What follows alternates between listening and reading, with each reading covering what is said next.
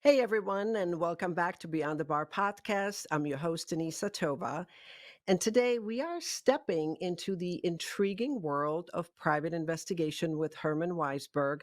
Herman is the managing director at Sage Intelligence Group, but before setting up shop there, he actually had extensive career in law enforcement, including a stint in the Manhattan District Attorney Squad.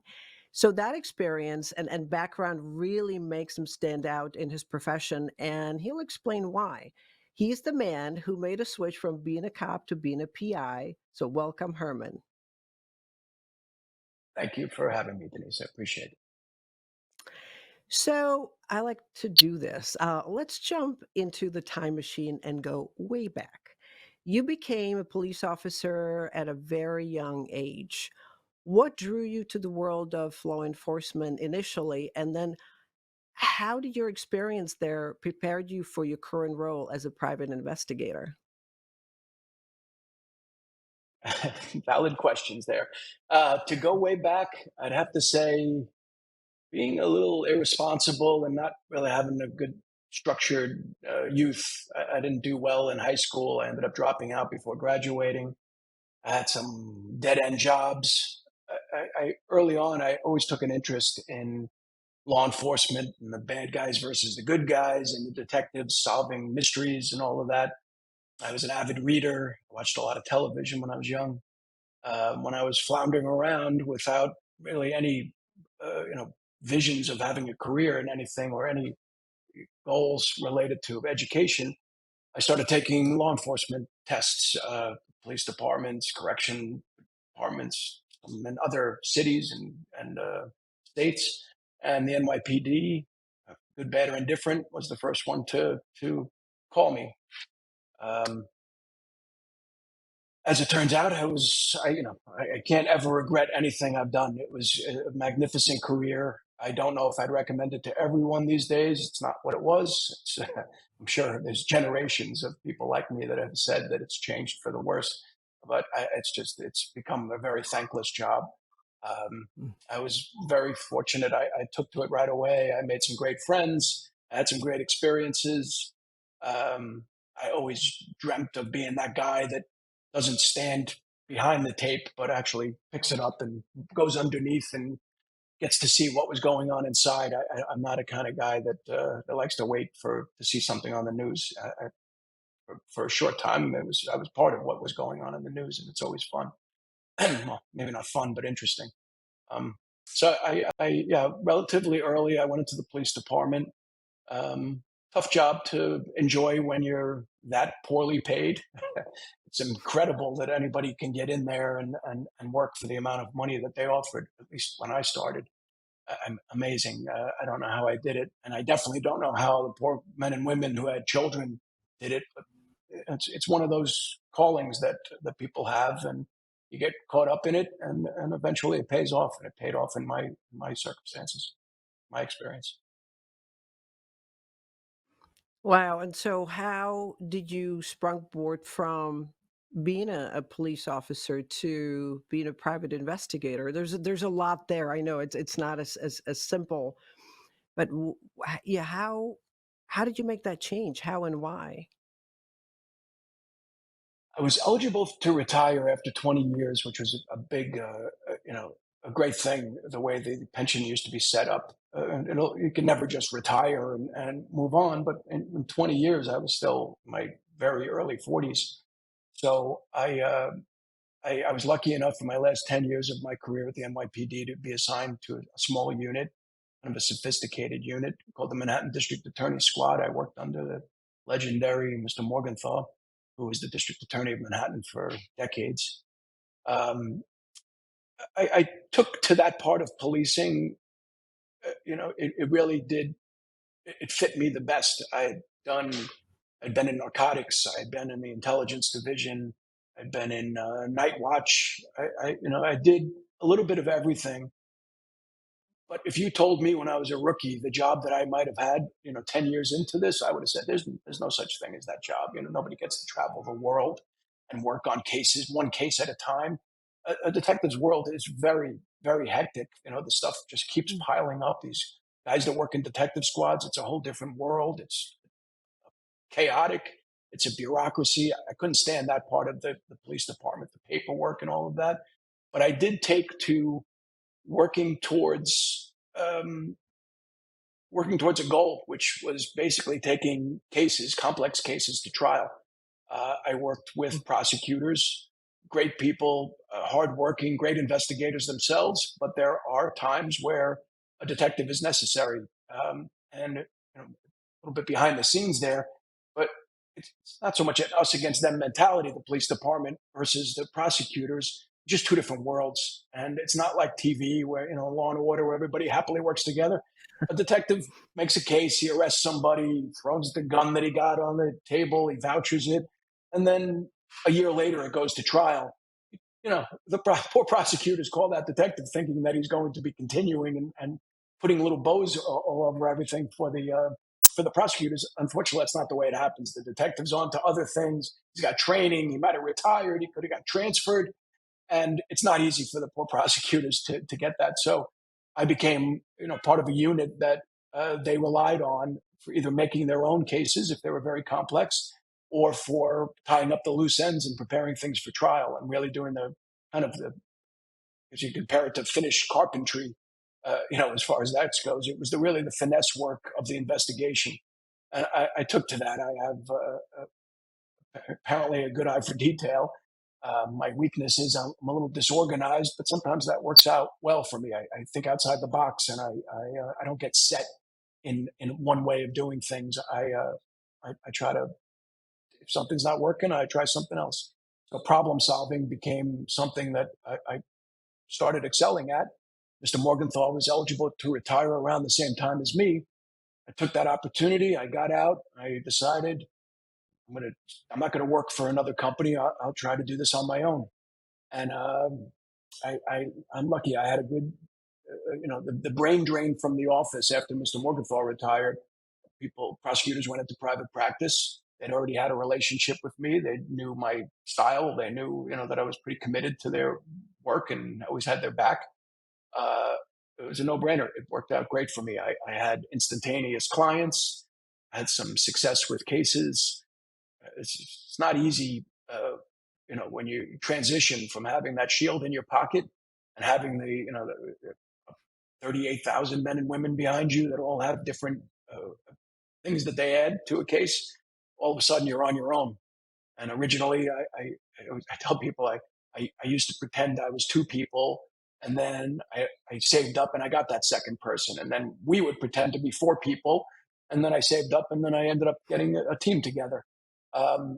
It's worked out great. I've assembled quite a cast of characters that all bring something to the table and all really work well together, considering our different backgrounds. I've got a detective that did 32 years as a homicide detective. I think he's third generation uh, Manhattan South homicide. Billy's incredible. My partner Iggy in the police department for his last 5 years is my operations guy. I depend on him. We finish each other's sentences sometimes. Um, Lauren came from the Brooklyn DA's office. She's a former prosecutor. She's great with interviews. I've got Jerry, is computer forensics expert that I literally pulled kicking and screaming out of computer crimes in the NYPD. Dan runs a team of research people who just keep on getting, we keep on getting more and more talent in there.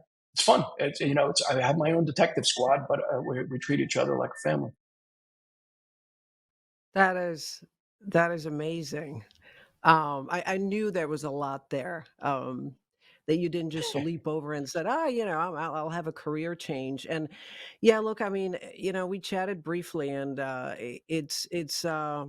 your work as being part of the police force, that the law enforcement really must have prepared you, because as you said, it's a thankless job, and it takes some finessing, great communication skills, negotiating skills. I mean, there's just so much. You're dealing with different personalities even now. So and this is so I was just going to ask you actually about the transition. You have this sort of a unique lens, where you have gone from blue collar investigations to now working with attorneys on white collar and family law cases. Can you give us a clue? Now I sound like a Sherlock Holmes, actually. Can you give us a clue on how these worlds are different for you? There's so much that's the same. That's the funny part about it, but there's so much different. You're right. Uh, I deal, I've been told I deal with some of my cases are, to use your reference, blue collar problems for white collar people.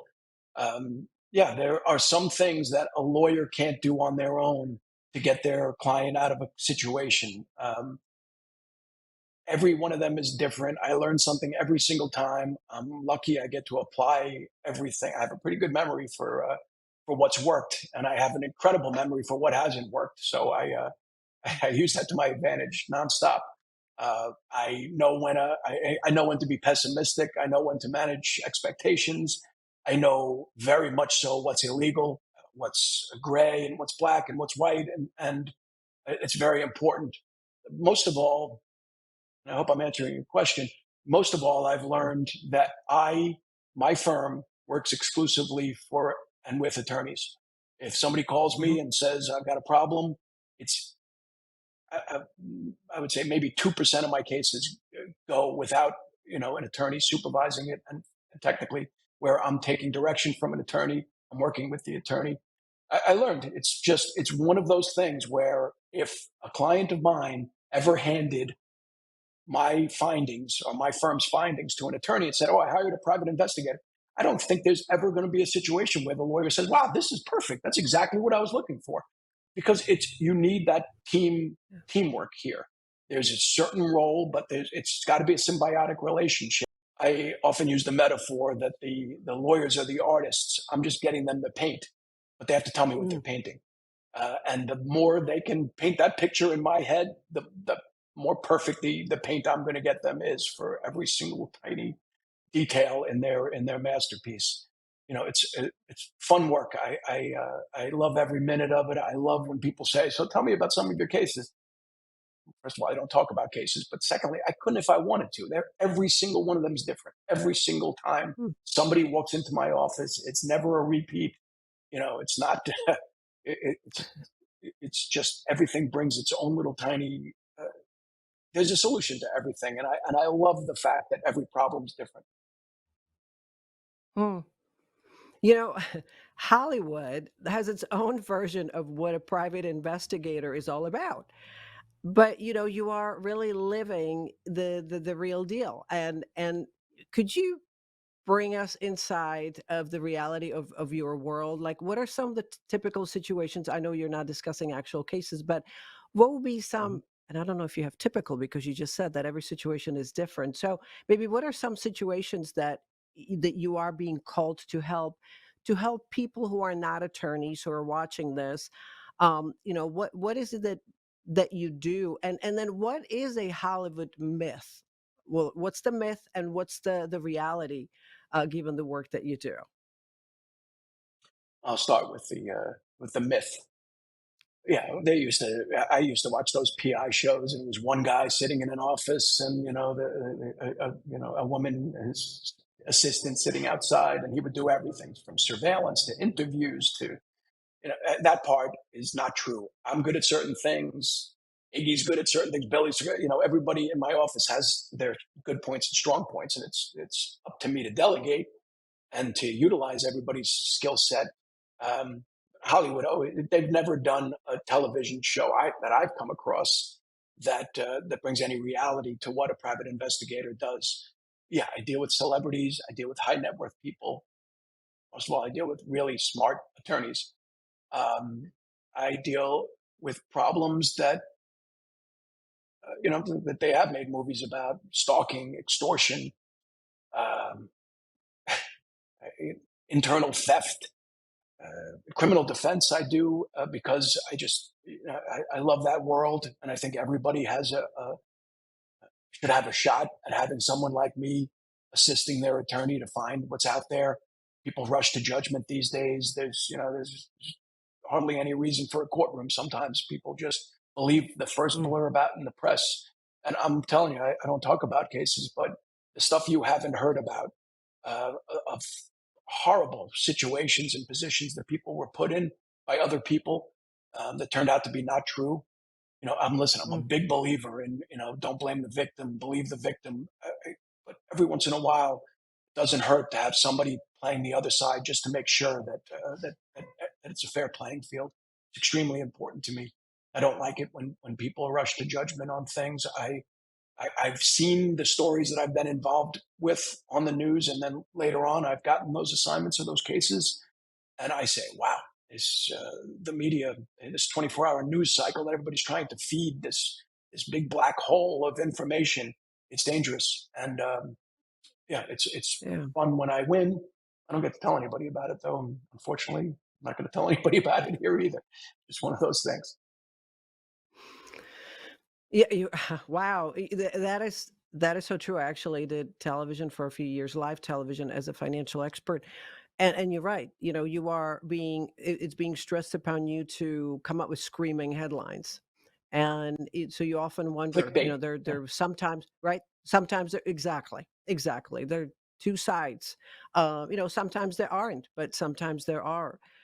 So yeah, that really has to be fascinating. It's like putting together this puzzle.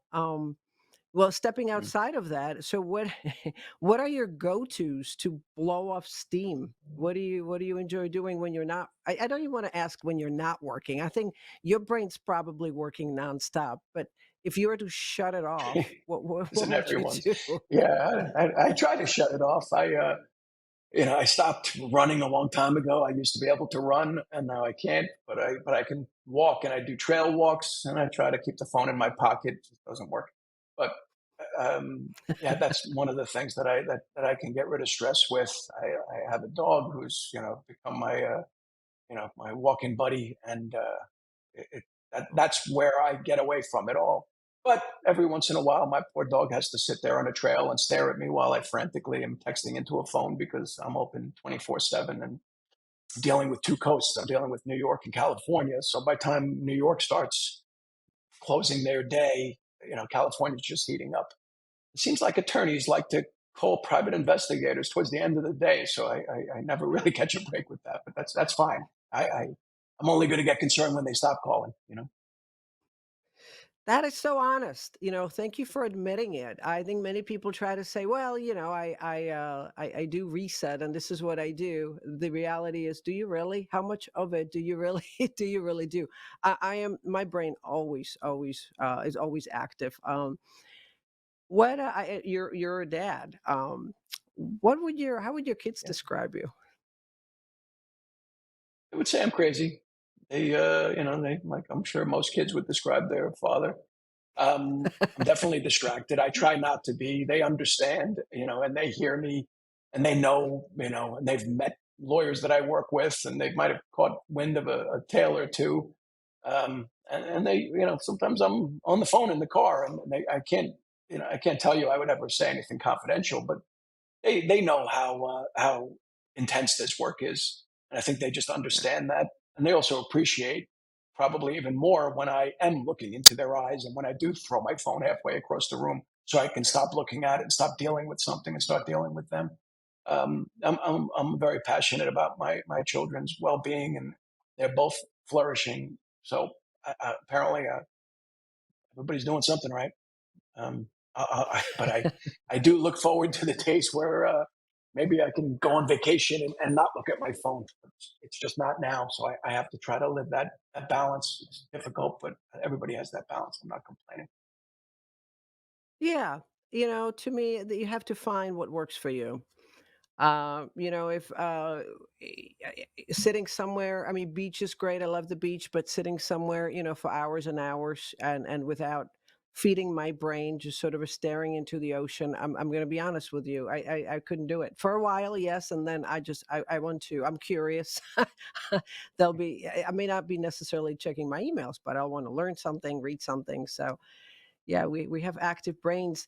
Hey, listen, this has been really enlightening and insightful. Because again, there's an air of mystery about what you do, and I don't think people realize how much there is, and it's not this sort of a Hollywood, story like you said. It's not always neatly packaged. And again, you're dealing with emotions, you're dealing with kids, you're dealing with children, with families, oftentimes. So it's a really important work, and it's been a fascinating to delve into your life and career. And thank you so much for being on the show. Oh, well, thank you for having me. It's a pleasure. Easy to talk to. Thank you. So, to our viewers and listeners, to find out more about Herman Weisberg, click on his bio link below. And don't forget to hit subscribe button on the YouTube channel Beyond the Bar podcast and follow us on all social media channels. And until next week, stay curious and inspired.